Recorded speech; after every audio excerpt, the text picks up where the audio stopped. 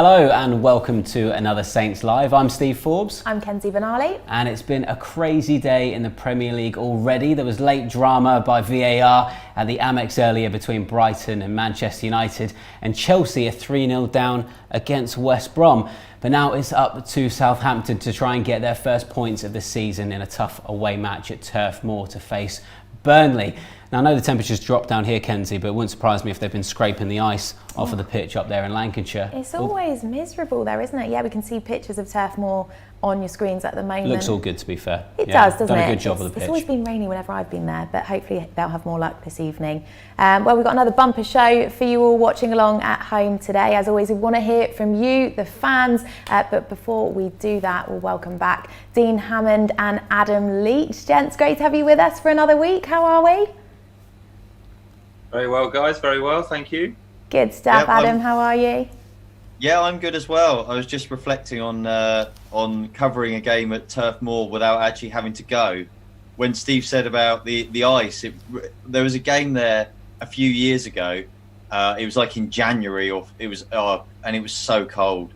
And they actually had to bring heaters up to the press deck because it was literally frozen. All the desks and the PowerPoints were frozen. So they were just pouring kettles of hot water to try and unfreeze it. But then the problem is it was so cold that you were just sat in puddles of cold water. And it was one of those days where you just want to get in the car and turn the heaters on. And you're actually grateful for a 4-hour drive home.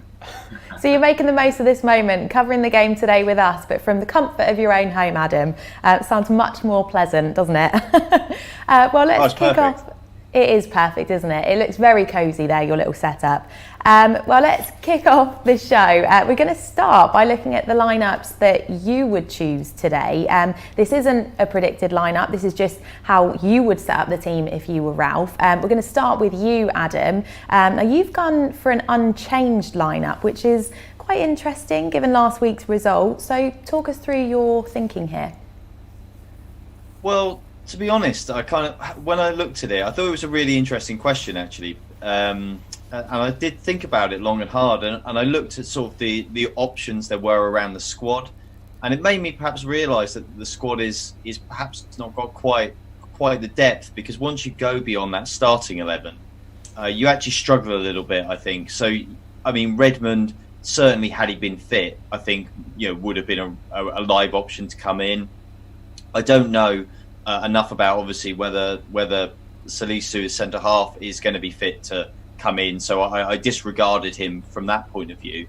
And otherwise, I felt I would probably stick with it. And the issues in a way are kind of a little bit around tactics maybe, but also perhaps around some players just not having hit the level certainly that we saw in restart. And for me, I think it was probably right to give them another go, because I do feel probably with what's available, Ralph's strongest team is that team at the moment. So I think stick with it. Don't do anything too knee jerk. It's only been a couple of games, so for me it was put them back out again and give them another chance. Yeah, well, Dean, you have been a bit knee-jerk and a bit bold with your two changes. You've gone for Yannick Vestergaard to replace Jack Stephens, and also Shane Long to come in for Shay Adams. Talk us through those decisions there. Well, for start, this is why I'm not a manager to start with.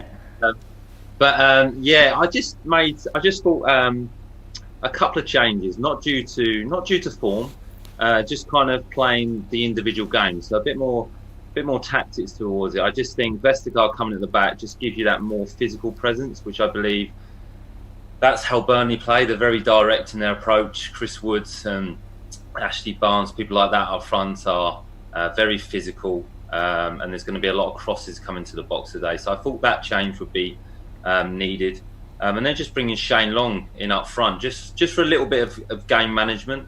I mean, I really like Shay Adams, and I think he's going to have a really good season. And I think Adams mentioned a couple of times, he's actually playing pretty well. He's creating chances, he's having opportunities, and I'm not taking him out due to form.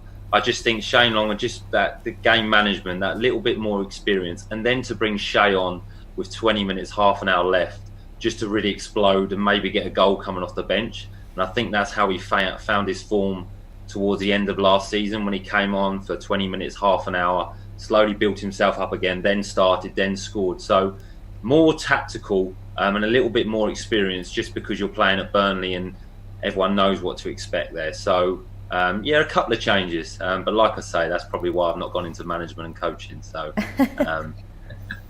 well, that's what Dean and Adam think. Less than 10 minutes to go now, or just over 10 minutes to go until we bring you the official team news. So before we do that, let's have a bit of chat on what has happened so far this season. Tactically, there does seem to have been a tactic that, we've seen them not drop too deep and keep a high defensive line. That hasn't always worked. It has come unstuck a few times. Why do you think that is, Dean?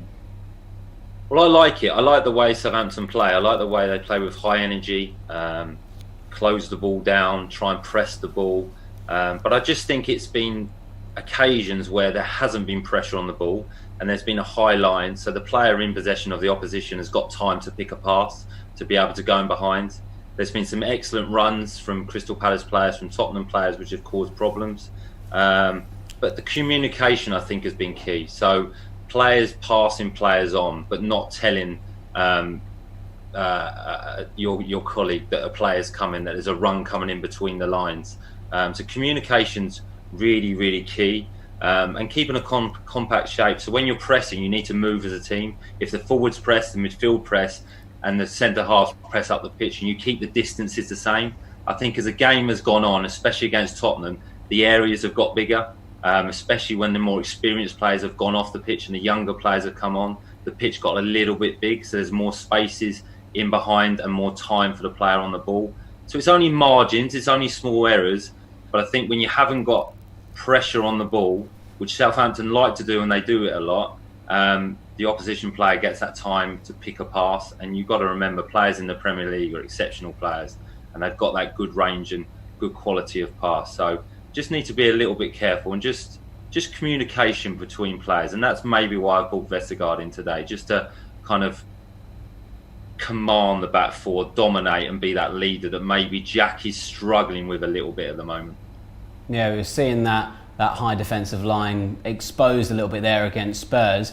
Adam, McCarthy's positioning was maybe brought into question a little bit as well. What do you think the solution is there? You know what? I've tried to look a little bit more at it, and it is slightly difficult. That's the one bad thing. I mean, it's not enough to want to drive to Burnley and back in a day, but when you're not at the ground, you kind of don't quite get the full sense and the full scale of what's happening. But his positioning, actually, I don't think it actually looks that bad to me. I just wonder, maybe it's maybe a slight confidence issue and a bit of decisiveness, really. I feel like that's kind of what's lacking. Against Spurs last week, we saw the kind of that sort of, he sort of came and then he didn't come, and as soon as you've hesitated, that's it. The moment's gone, and you've got to retreat and sort of hope for the best, really. And I just think maybe he needs to be a little bit more confident in the system, the way it is, and be a little bit more decisive, and perhaps, dare I say, worry a little bit less about making a mistake. That's the way Saints want to play. Maybe it's a little more risky. But that's not his decision to play that way. So I just think maybe a little bit more decisiveness and a bit more backing himself to be able to do the job is probably all that's needed. Maybe a little refinement on starting position, but I don't think it looks that bad to me. So yeah, I think he's got the tools to do it. I believe Alex McCarthy's a good goalkeeper, so I'm sure he's got the tools to do it. He just needs to kind of believe that himself, I think. Nadine, earlier you mentioned Burnley's Chris Wood. He was caught offside more than any other Premier League player last season. Fellow striker Jay Rodriguez ranks 6th on that offside list. We can see the list on your screens at the moment. What does that tell us about the way Burnley play, and how should Saints react to that? Well, I think Burnley are they're direct in their approach. I don't mean they're a long ball team. They're just very direct, and they want to get the ball forward quickly. They want to get the ball forward to their attacking players. They're aggressive and they're fit. And the forward players, especially Chris Wood, makes good runs in behind, and he's willing to play the percentages and willing to take the risk of maybe being offside 7-8 times, but he'll get in that one chance and he'll get in and he'll score or get an opportunity.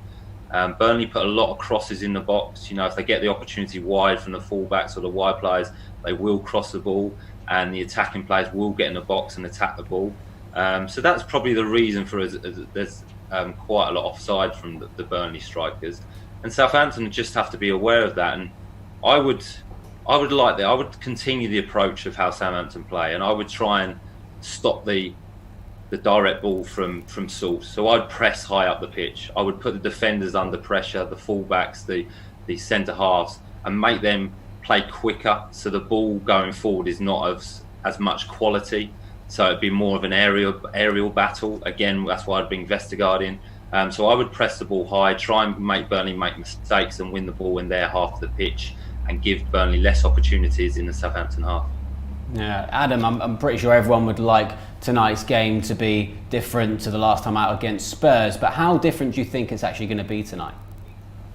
Well, I mean, you've got several factors to come into play, really. One, I hope Saints will be better. Obviously, they weren't. They were good to start with against Spurs. They did well, but then it obviously tailed off, and it just sort of progressively went downhill, basically, as the game wore on. Burnley do not have the quality that Tottenham do. They don't have Harry Kane and Son and players like that. So I'm not disrespecting Burnley. They're still a very good team, but they haven't got that out and out quality. They're not going to take advantage and punish you quite so readily as Tottenham did. And I think Saints probably would have learnt a lot from the first couple of games, playing ever so slightly differently. But I totally concur with Dean. I don't think now is the time to panic and just change plans. I think you stick with it. You've got a couple more games till an international break.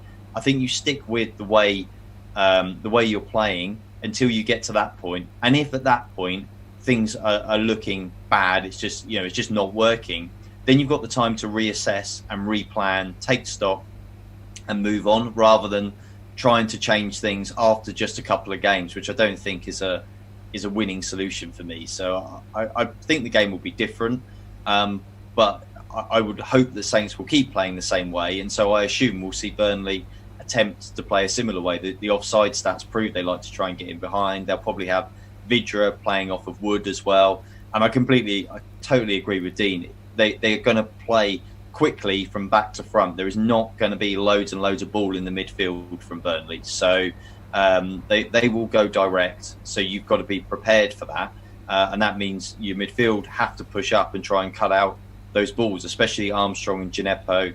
If it's Adams or Long or whoever is alongside Ings, they have to be cutting out those balls quickly or putting pressure on that to give the defence a chance. Well, Dean, Adams just mentioned that midfield there. Let's talk about Southampton's attacking midfield options, shall we? Gineppo, Redmond, Boufal, Teller, they give the side pace and trickery, but Smallbone and Armstrong, they have creative options too. It's a bit of a headache for Ralph, really. How do you assess Saints' strength in those areas? Well, there's a lot of depth there. There's a good mixture. There's some good quality players that have got variety and different creativity. I think the top two would be Armstrong and Redmond. Personally, I think they give the team really good balance. One is very, very direct, likes running the ball. I really like Nathan Redmond as a player. Armstrong, I'm a big fan of because he's creative, he's clever, he's intelligent. But Gineppo, he has that magic. He has a magical moment. He can do something from nothing, which is always a joy to watch. And I think he will get better and better as the games go on and the seasons goes on, and hopefully he can stay fit. Smallbone, I personally think, will become a central midfield player. I think he's playing wide because I don't think the manager, with his lack of experience, will trust him yet to play centrally. But he's a good player and I like him. He's fit and he likes to get in the box. And Teller looks like he's got a lot of pace, so he's very direct. So there's good strength there. And good competition for places, so the players playing in a position know they have to play well. You could also put Ward-Prowse into that as well, where he could play wide and play more forward.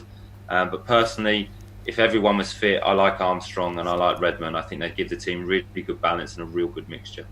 Yeah, well, we'll get in the team news in just a few moments' time, but we did catch up with manager Ralph Hasenhüttl before the game.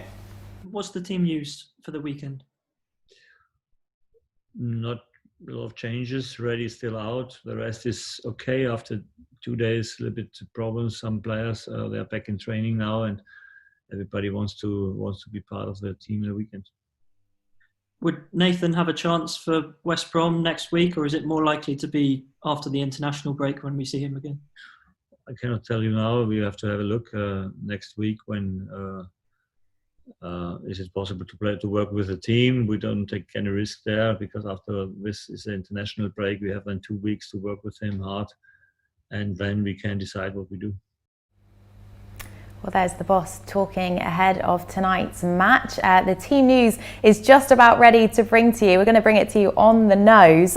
Dean, you said you'd bring Yannick Vestergaard in, and that's exactly what Ralph has done. Yannick Vestergaard has replaced Jack Stevens in the starting 11. So there it is on your screens. Let's take a look at it in full. In goal, Alex McCarthy. The back four, Carl Walker-Peters, Yannick Vestergaard, Jan Bednarek, Ryan Bertrand. Moving further up the pitch then, Oriol Romeu, James Ward-Prowse, our captain, Stuart Armstrong and Moussa Djenepo make up the midfield, and then the attacking partnership of Danny Ings and Shay Adams. The Southampton substitutes then today, Fraser Forster, Jack Stevens, Jan Valery, Will Smallbone, Nathan Teller, Michael Obafemi and Shane Long. So let's come back to you gents on an initial reaction to the way Saints will line up to take on Burnley. Adam, will come to you first. Yeah, okay. Well, maybe Dean should be a manager. It was a good guess, Adam. It was a good guess. To be fair, when you were just telling me your team, I was like, I'm sold. Yeah, let's go for it. That sounds great. But, I mean, the Vestergaard thing, to be fair, I completely understand Dean's logic and obviously Ralph's logic as well. And actually listening to Dean, it did make me think back to last season when Saints played Watford in the restart, and obviously it was enforced that time, but Vestergaard came in and obviously did a great job on Deeney against a Watford team who were playing direct to Deeney and around Deeney. So it does make sense. I'm pleased to see the rest of the team unchanged. I think it's the right thing to do, and as you know, Dean correctly said, I mean, Jack has struggled a little bit. It has been a difficult first few games for him, and maybe Ralph's just taking him out of the firing line. And with Vestergaard, with the extra physical presence he brings you, and what you're going to face against Burnley, it does make sense. Vestergaard, we know his limitations. Maybe a bit slow, can get turned a bit easily. But I guess it depends, exactly how this game pans out. Maybe Saints defend a little deeper today with Vestergaard, and they accept that to minimise the risk of him players getting in behind him. But then if Burnley play direct, that's plays straight into his hands. So yeah, makes sense. Dean, what about yourself? Given that you predicted we'd see Yannick coming to the starting 11, what do you make of the way Saints line up today? No, I like the way the manager keeps the team pretty consistent. I like that. It builds trust between the player and the manager. It builds confidence, whether you're having a good result, a positive result or a poor result. I think the performances have been pretty good this season. The results obviously haven't come. But Vestergaard coming in, I think, just gives you that more physical presence. I really like Jack Stevens as a player. I think he reads the game really, really well. I think at the end of last season, he was performing very, very well. He may just need a bit of time to get up to speed again. He may need a few games and he gets stronger as the season goes on. So Vestergaard coming in, being a little bit more dominant, a little bit more, maybe that leadership. He can control the back four, use his communication skills, use his defending skills, because he likes to defend. And when he came in towards the end of last season, I was actually very, very impressed with his performances. But the rest of the team, good consistency. Shay Adams keeping his place, that's good. That will build his confidence again. He's had opportunities to score this year, and he's made the keeper work really, who've had to save the chances. So he's not missed the chances. I just think he needs that goal. So, I've been pretty impressed with the performances on the majority. I thought Spurs second half last season were excellent. Second half last game were excellent. But not too much to worry about. And it'll be an interesting game today. So, good team selection. I'm looking forward to the game. Yeah, another player that's kept his place in the team is Moussa Djenepo. Adam, is he the Saints player with the most to prove? Difficult to say. I mean, I think the thing he has to prove is consistency. He's proven his ability already. We know that. We've seen it. We've seen the flashes from him. We've seen the great games or the great moments coming off the bench. I think he needs to prove that he can play week in and week out in the Premier League as a starting player as well, not just an impact player off the bench. So, I mean, that's a mixture of things. One, it's physically, because he's been fairly injury prone since he's been here, and he needs to get physically stronger and fit enough to be able to play more consistently.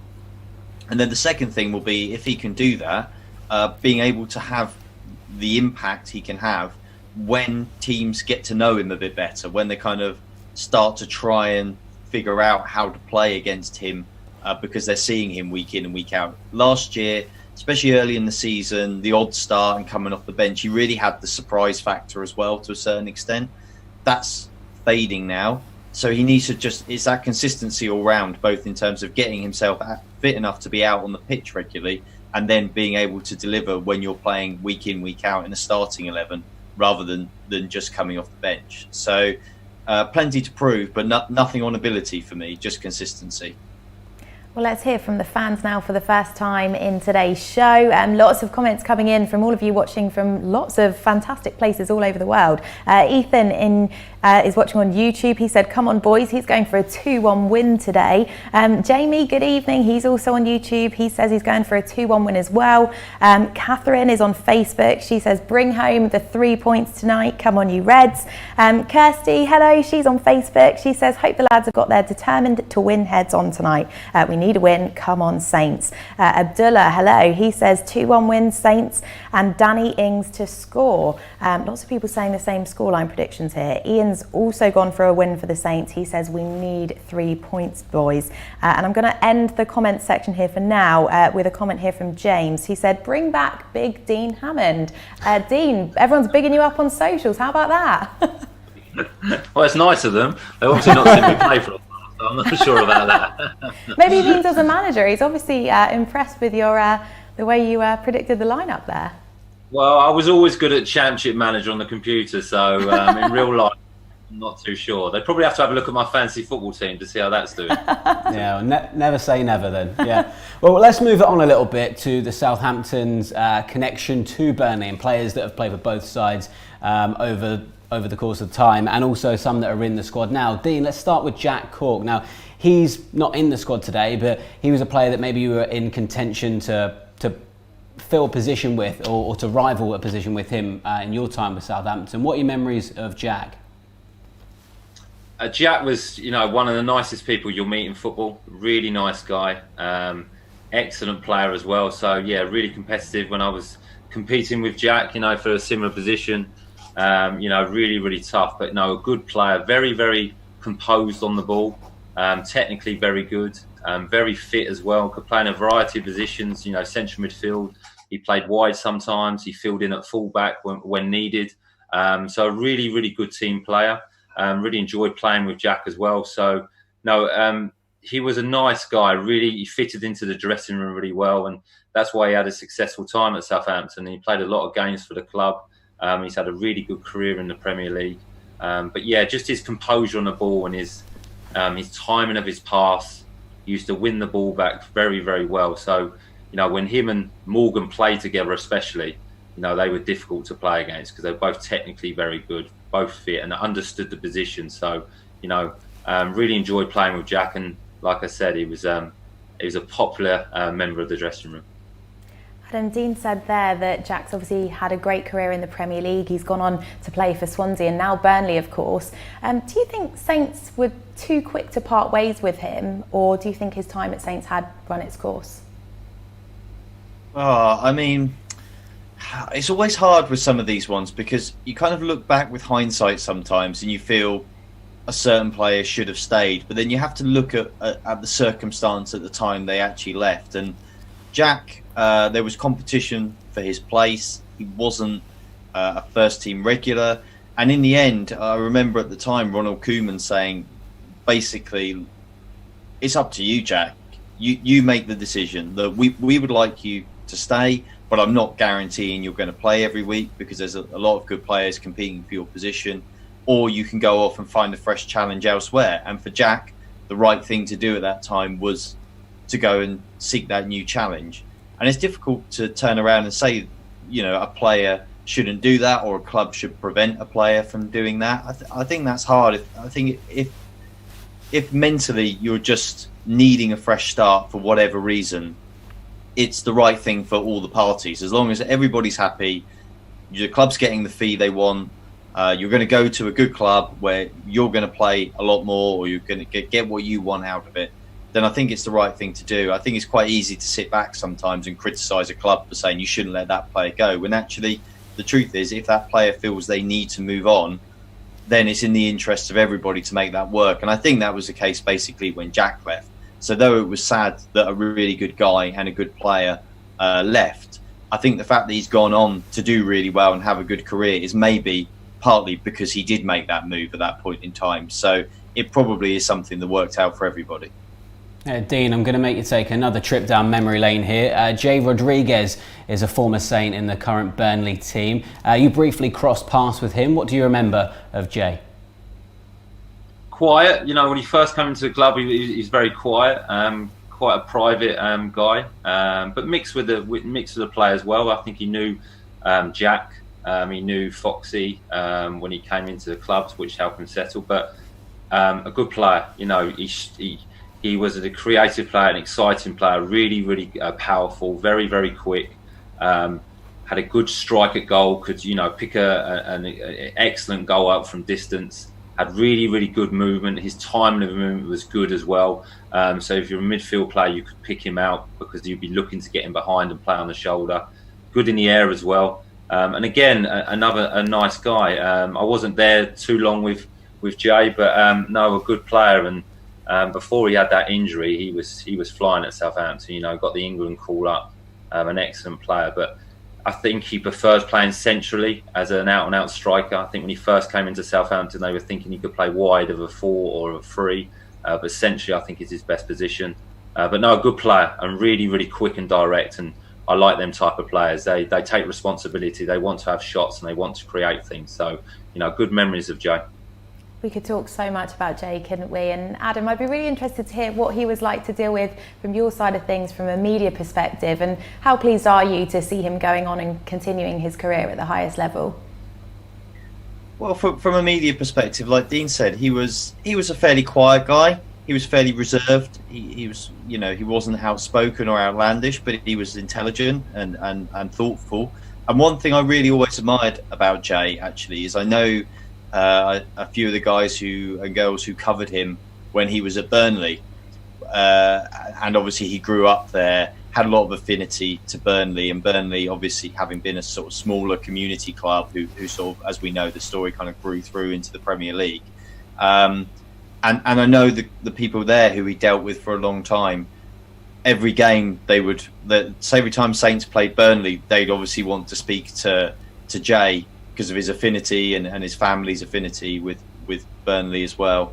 And he always made time for them. So he never got even when he was at sort of the height of his powers, he never got too big for his boots or forgot the roots and the people that helped him on the way up. And I think that's really the mark of a good guy. And in terms of his career, it's fantastic to see him back in the Premier League. I mean, honestly, the truth is that I can't help but look at Jay and just sometimes, it's a horrible thing to say, but what might have been for him, just that he was just doing so well. He was so good, and that injury when it happened was just horrible. I mean, he had one foot on the plane probably to go to the World Cup, and it was just a horrible injury. The ACL, then the infection, the problems then coming back, and the subsequent injuries he picked up. I mean, he lost so much of his career, and just as he was hitting his absolute peak.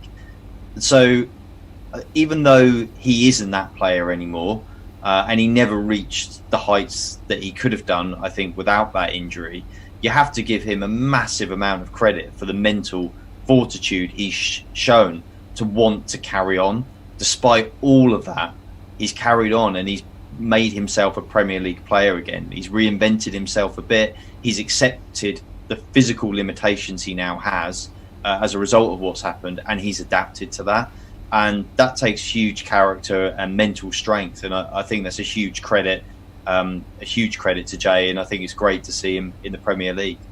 Now, Dean, you did mention Danny Fox a little bit earlier. He's often a forgotten Southampton man. He signed from Burnley back in 2011 and helped the Saints achieve promotion to the Premier League. How competitive was that left-back spot between Danny and Dan Harding back then? Yeah, really competitive. Both excellent players, different players. And I think that's why we were successful. We had that competition within the squad. Good players competing for one position is always brings better performances from the individual player. But Danny was a good player, technically very good, could pick a pass.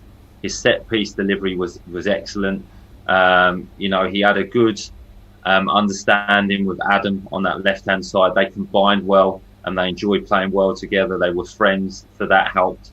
And Dan Harding was probably one of the best defenders one-on-one that I played with. Not many people went past Dan.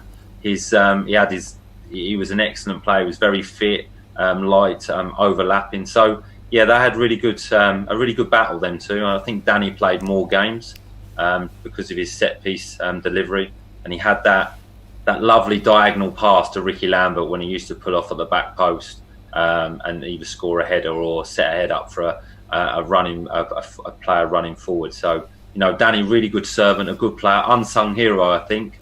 But consistent, always 7 out of 10, and played a lot of games. So it just shows what the players thought of him and what the manager thought of him within the squad. Adam, Danny did play a fair bit in the Premier League, but is it fair to say that he did struggle to compete with the emerging Luke Shaw? Yeah, I mean, absolutely, that's true. I think, again, with due respect, it's difficult when the players move through the leagues. One or two perhaps find kind of the limit of where they are, and Danny, I think, probably was one of those that, in truth, you looked at and thought, he's doing a job now, but he is going to have to be replaced for a higher quality player if Saints are going to establish themselves as sort of mid-table or better Premier League team. And at that time, Luke Shaw came through. We know what an incredible talent he was at Saints, and obviously he's gone on to continue to have a very good career and play at Man United, one of the biggest clubs in the world. And so compete with that is difficult. And we talked, I think, last week before Tottenham about Gareth Bale coming through and how that dislodged other players from the team. And that's just football. And it's sad sometimes when you see the team that you love, a team, especially when you look at the back-to-back promotion team as well, and you have so much fondness for them. And it's really sad when you see those players who you've loved watching and who have delivered such success for your club leave or move on because they have to. But ultimately, it's just the churn of football, and I think that's probably what players realise as they get older, maybe when they retire. That's just the nature of the beast. They were once the young upstarts that came through and dislodged somebody else and put them out of a team, and that's just kind of, it comes full circle in the end. I think Shaw was such a great talent, is still such a great talent, that Danny was just unfortunately not going to be able to compete with that. But fair play to him, he went on and he still played a lot of games after Saints, which goes to show the quality that he always possessed. So yeah, a really good player for Saints at the time that he was there. Yeah, a lot of good players. Our current number 9, Danny Ings, obviously played for both clubs as well. Another couple of honourable mentions would be Richard Chaplow and Charlie Austin. They both played for Southampton and Burnley, but we are going to save them for next week because they also have connections to our next opponents, which are West Brom. Yeah, going to keep everyone waiting for that, so you have to tune in then. Let's have a look at what you were saying on socials then. David Martin, good evening. He says, I believe in Ralph and the boys. Richard North is supporting from Norway. Hello. He says, come on Saints, going for a 3-1 win. We have a comment here from Patrick. He says, come on lads, no messing about tonight. Laurie, thanks for your comment. He says, looking strong on the attacking front. Fingers crossed, good luck Saints. And a final one for now from Charles on YouTube. He says, we need to to win 2-1 tonight. Now, make sure you get your comments in. We'll read as many of those out as we possibly can throughout the show. But for now, we're going to take a look at a couple of crucial goals scored at Turf Moor, both in 1-1 draws. The first one we're going to take a look at is by Morgan Schneiderlin. Now, Dean, we've spoken about Morgan before, but what do you remember of him in front of goal? Because he didn't really pop up often in situations like this, did he? No, well, I wasn't too happy at the time because I think that game he'd just come on to replace me, so I'd just been taken off it. And then he came on to score. I think, well, I'm definitely not playing the next game. So, but no, Morgan, you know, technically excellent player, really, really good midfield player. Didn't get forward as much as he possibly could because he had the ability to score goals. He could score goals from range. He was an excellent finisher. When he joined in the finishing in training, he was very, very good. He had a good timing and technique, so his connection on the ball was very good. But we were 1-0 down at that time and chasing the game, so obviously Morgan was brought on to be a bit more of a free spirit and get in the box. But yeah, he didn't get forward as much as he possibly could, but he was such a good defensive midfield player, and he was so good at that role in keeping possession, breaking the ball up and getting the ball back for the more creative players. I don't think he quite got the opportunity, but he definitely had the ability to do that. You know, he scored some good goals, and when he does score, I can, if I remember rightly, they're either very important or they're very good goals. So, no, an excellent player. But yeah, it was a good goal against Burnley, but I don't think I was smiling too much at the time. I was happy we'd equalised, but I just wish someone else had scored, put it that way. Love your honesty. Also scoring in a 1-1 draw was Manolo Gabbiadini, who got a late goal at Turf Moor 2 years ago. Now, we spoke to Dave Merrington, former Southampton manager, about that. And the ball played in by Burnley, given away, and Redmond nicks it past the midfielder. Redmond running towards the penalty area, goes past another one, finds Sims in space, right hand edge of the box, crosses towards the back post, headed back into the 6-yard area. Gabbiadini turns and volleys, and the referee has given the goal to Southampton. He has his first goal since the middle of October, and Saints have levelled it late on in the last minute of normal time. It's Burnley 1, Saints 1. There was something about Gabbiadini as some coaches and managers, they'll see something in a player and they'll believe in the player. You'll get another coach and another manager might not see that, might not fancy him. And that's why I love the game. You know, it's a game of opinions. And I like Gabbiadini. I would have liked to work with Gabbiadini because he was a player who could score you goals around the box. And a lot of the goals that he scored weren't clean-cut goals. They were half chances. Sometimes you create goals where the movement's right and they're easy to finish off. Some goals are spectacular, but other goals, they're what I call half chances. And Gabbiadini was a goal scorer who could make half chances count. All right, so apologies if my last sentence did get cut off there. There was some technical glitches or something at the back of the room. Now, Adam, do you want to talk to us about your memories of that goal? Because it was a bit controversial with the referee blocking off a Burnley player there. Yeah, I mean, it was. I think it was 90th minute as well, wasn't it? And it was Bobby Madley was the referee, I remember. And if he doesn't kind of almost, it seems, lose concentration and sort of drift off and sort of shield the ball like that, there's no way Saints score that goal. No way in the world. So I remember writing about that and just saying sort of it was a great assist from him, really, because he did a good job for them. And the other thing about that goal that is memorable is an assist from Guido Carrillo. I mean, that's pretty rare. You don't find many of them around in the Premier League. Nor a that's goal for sure. either. No, I mean, that's even rarer, obviously. So a real collector's item, that one. But a good finish. But yeah, thanks to Bobby for that one. Well, talking of Gabbiadini then, Dave Merrington, who we've just heard from, said he's a player he would have liked to have worked with. What do you remember from Manolo's time at the club, Adam? Well, I mean, what a start. That's the thing that sticks in your mind about him. I think it was 6 goals in his first 4 games. And obviously the 2 at Wembley against Man United, when basically most of the world didn't even know who he was, and he scored those 2 goals. He couldn't speak a word of English at that point in time, so we never spoke to him about it really. But he was kind of one of those that was under the radar. The team didn't really know who he was, and he couldn't communicate with most of them.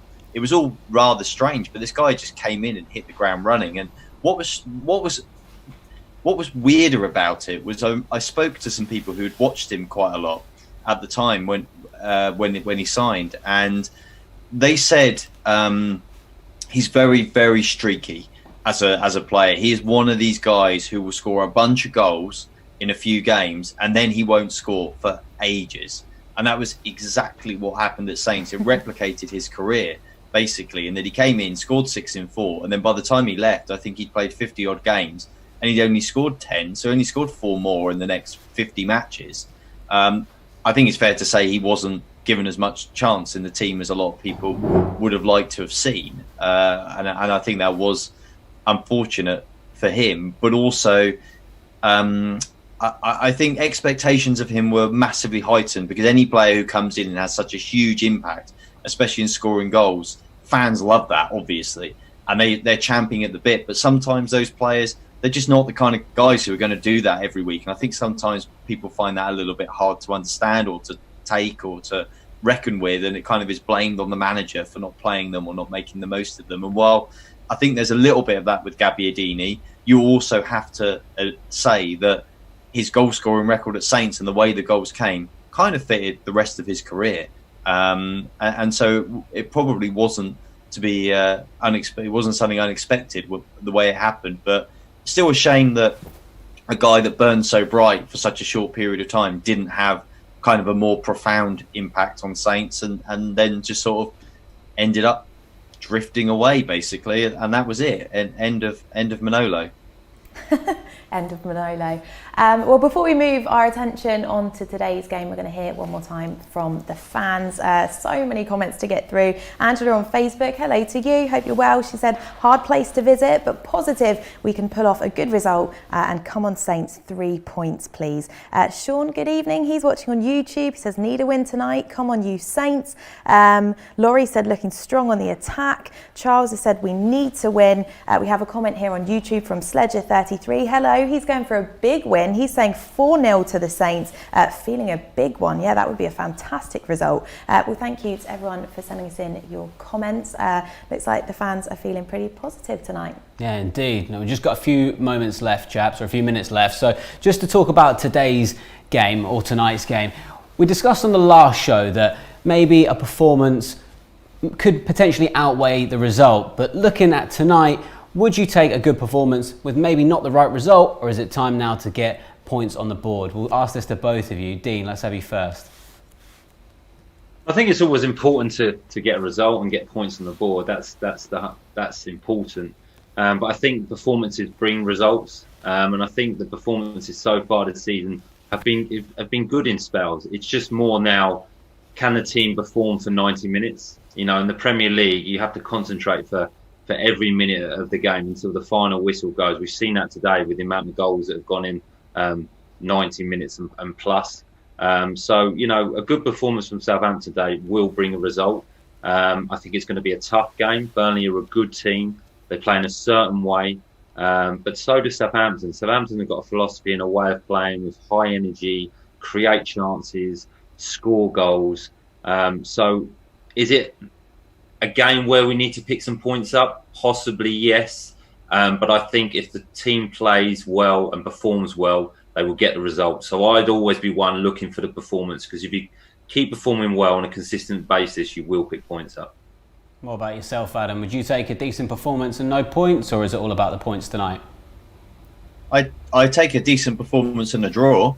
I think to get going now is important for Saints. I think to get something on the board just for a bit of confidence, I think, really, and to try not to let the momentum of last season or the restart period dissipate completely. And I think that we are in the territory now of the real danger of that occurring if they lose again today, especially if it's disappointing.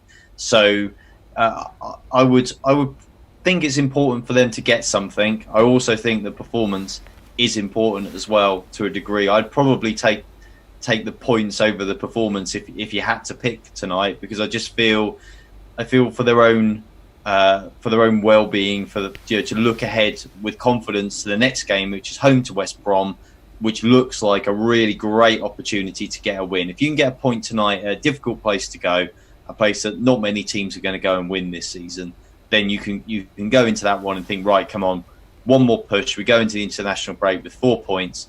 Not been the perfect start, but also it's okay. We're in an okay position, and we're looking upwards. If you lose tonight, suddenly you're under a lot of pressure next week. You feel like you have to get a result at that point, and that's becomes even harder then to go and do it. So a good performance and a draw I take, but I take a bad performance and a win as well. Well, just lastly, guys, let's get your score predictions. Dean, what do you reckon it's going to be tonight? I think we mentioned it's going to be a tough game. Be lots of energy, lots of running, lots of tackles, second balls. That will be important. I'm going to go for. I want to go for a Southampton win, but I think I'll go for a 1-1 draw tonight. And yourself, Adam? Going to be as conservative? No, I'm going to be a little bit more positive tonight. I think I mean, I don't know why I'm going to say this, because I've been to Turf Moor watching Saints a lot of times. I've never seen them win yet, I don't think, but not in the Premier League anyway. So, but nonetheless, I think Burnley are missing some really important players at the moment. It's probably as good a time as any to go there and play them. And it's important for Saints. I think they'll be up for it. It's going to be tight, but I'm going to go for a 1-0 win for Saints. Yes, love that. First time for everything, Adam. Well, that's it from us for now. Dean, Adam, thank you so much for your expertise as always. They'll be rejoining us once again after the game for the final whistle. Make sure you do too. Kick-off is at 8 p.m.